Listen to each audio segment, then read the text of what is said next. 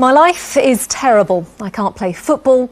I can't even stand up. The harrowing words of a once active Iraqi boy disabled when a British soldier's gun went off accidentally in Basra. Hatim Ghanami could spend the rest of his life in a wheelchair.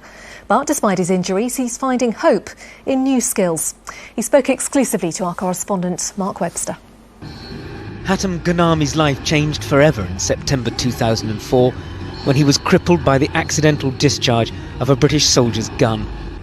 Hatim, then 13, was a familiar and popular sight around the British Army base in southern Iraq. The football-loving boy would run errands for the soldiers to make money for his family. Then the soldier's bullet penetrated his spine. My mom crying and my brother crying, everyone. And about half an hour on the floor, I'm falling down and bleeding really badly.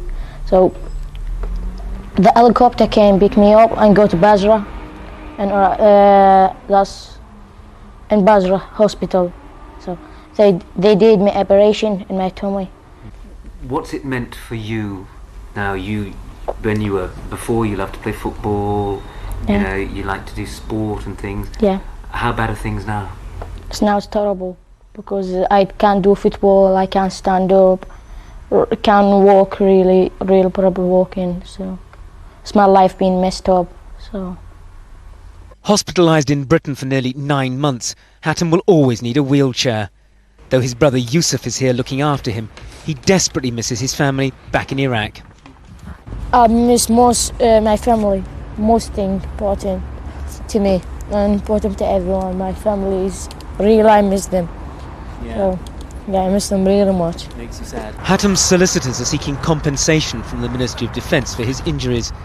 In the meantime, his sunny nature is helped by his devotion to Manchester United football team and his newfound abilities at wheelchair basketball. Mark Webster, ITV News, Sheffield. The former Radio 1 DJ Tommy Vance has died, aged 63. His agent said he died at the Darrand Valley Hospital in Kent early this morning after a stroke. He began his career in America in the 60s and was best known recently for his Friday night show on VH1 and for his appearance on Gordon Ramsay's Hell's Kitchen. His agent said his death would leave an enormous void. Motor racing, and it was a case of new season, new fortunes for the world champion Michael Schumacher.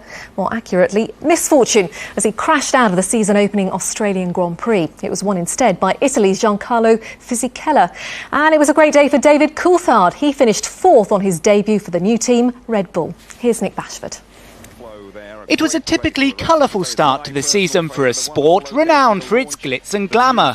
But there was something unusual about the start of this Australian Grand Prix. There was no sign of the famous Ferrari red at the front of the grid, a relief no doubt to those who claim the team's dominance is dull. Go!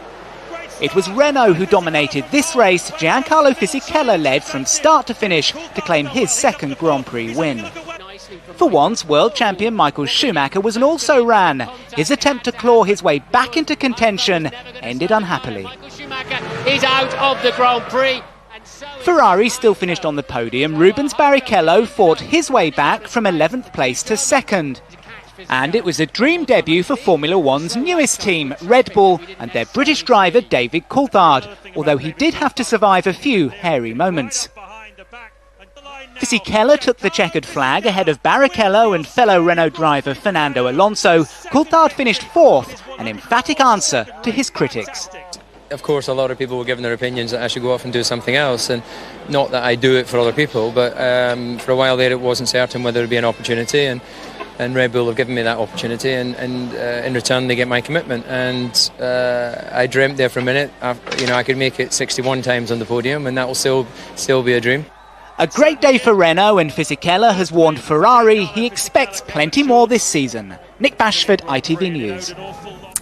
Football Everton's hopes of qualifying for next season's Champions League suffered a setback as they slumped to defeat against Blackburn.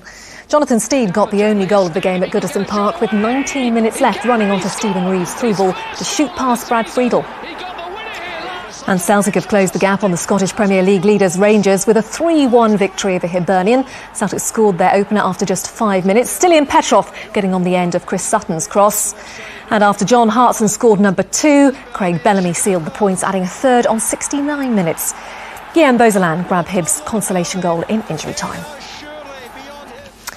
That's the news so far. Coming up next on the ITV News channel, the Health Secretary John Reid talks to Jonathan Dimbleby about the battle of Margaret's shoulder. But from me and all the team here, have a good evening, and we'll see you again at around 11 o'clock tonight. Bye-bye.